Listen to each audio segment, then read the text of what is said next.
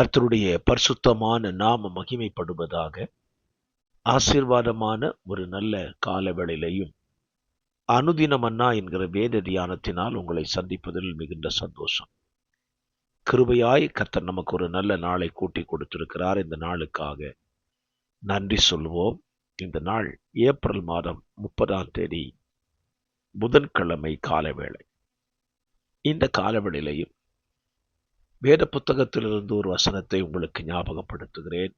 நாம் தொடர்ச்சியாய் தியானிக்கிற எண்ணாகம புஸ்தகம் 15ஆம் அதிகாரம் 41 வசனங்களை உள்ளடக்கின ஒரு வேத பகுதி. இந்த அதிகாரத்தை வாசியுங்கள். இந்த அதிகாரத்திலே சொல்லப்பட்ட ஒரு வார்த்தை, நான் உங்களுக்கு தேவனாய் இருக்கும்படி உங்களை எகிப்து தேசத்திலிருந்து புறப்பட பண்ணின உங்கள் தேவனாகிய கர்த்தர் நானே. உங்கள் தேவனாகிய கர்த்தர் என்று சொல் என்றார். இந்த இடத்துல ஆண்டவர் இஸ்ரவேல் ஜனங்களுக்கு ஒரு காரியத்தை நினைவுபடுத்துகிறார். நம்மளுக்கும் பல நேரத்தில் நமக்கு நினைவுபடுத்துகிற வேலையை ஆண்டவர் செய்கிறார். என்ன நினைவுபடுத்துகிறார்? உங்களை எகிப்து தேசத்திலிருந்து புறப்பட பண்ணின உங்கள் தேவனாகிய கர்த்தர் நானே. அப்படின்னா, நீங்க அடிமைத்தனத்திலிருந்து வெளியே வருவதற்கு காரணமாயிருந்தது நான் தான். நீங்க தவறா புரிஞ்சுக்காதீங்க, அல்லது நீங்க வேற எந்த தெய்வத்திலேயோ எகிப்திலிருந்து வெளியே வந்துட்டேன்னு நினைச்சிடக்கூடாது.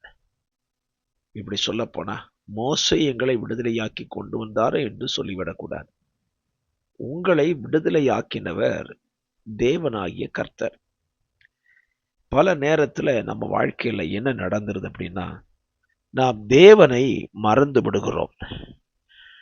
நமக்கு சுவிசேஷம் சொன்ன ஊழியர்களை, நமக்காக ஜெபித்த ஊழியர்களை பிரதானமாய் கருத ஆரம்பித்து விடுகிறோம். ஆண்டவர் சொன்னார், மோசேலாம் உங்களை கொண்டு வரல, நான் தான் உங்களை எகிப்து தேசத்திலிருந்து என்ன செஞ்சேன், வெளியே கொண்டு வந்தேன் என்று அவர்களுக்கு ஞாபகப்படுத்துகிறார். சொல்லிவிட்டு சொல்லுகிறார், உங்கள் தேவனாகிய நானே உங்கள் தேவனாகிய கர்த்தர் என்று சொல் என்றார். நமக்கும் சொல்லி கொடுக்கிறாரு, நம்மையும் சொல்ல வைக்கிறார். பாருங்க, இந்த காலவேளையிலும் உங்களை பாவத்தின் அடிமைத்தனத்திலிருந்து தூக்கி எடுத்தவர் ஆண்டவராய் இயேசு கிறிஸ்து. இதை நீங்க உங்க வாயினால சொல்லணுங்கிறத ஆண்டவர் சொல்லுகிறார். சில நேரத்தை நம்ம சொல்லுவோம் பார்த்தீங்களா, என் கஷ்ட நேரத்துல இந்த குடும்பம், இந்த நபர் எனக்கு உதவி செஞ்சாங்க. அந்த உதவி செஞ்ச நம்ம நபர்களை சொல்லுவோம். ஆண்டவர் சொல்லுகிறாரு, அந்த நபரை உன்ட்ட அனுப்புனதே அவர் தான். அவரை நீ சொல்லாம இருக்கவே கூடாது. தாவீது ஒரு கட்டத்துல தேவனுக்கு ஆலயம் கட்ட நினைச்சான். ஆண்டவர் அது கம்முன்னு இருப்பான்னு நினைச்சான். ஆண்டவர் தாவீதுக்கு சொல்லுகிறாரு, நீ எனக்கு ஆலயம் கட்ட போறமியாமே, உன்னை குறித்து நான் ஒரு காரியம் சொல்லட்டா? ஆடுகளுக்கு பின்னால அலைஞ்சிட்டு இருந்த உன்னை நான் தெரிந்து கொண்டு சமஸ்த இஸ்ரவேலின் மேல் ஒரு ராஜாவாக வச்சிருக்கிறேங்கிறத மறந்துட்டியான்னு தாவீதை கேட்கிறார். அப்பதான் தாவீதுக்கு ஒரு உண்மை புரியுது, நானா இந்த பதவிக்கு வரல, என்னை கொண்டு வந்தவர் என் தேவனாகிய கர்த்தர். ஆகவே இந்த காலவெளியிலே உங்க வாழ்க்கையில நீங்க எதை வேணாலும் செய்யலாம், எவ்வளவு பெரிய பதவிகளுக்கு நீங்கள் உயர்ந்து போகலாம்.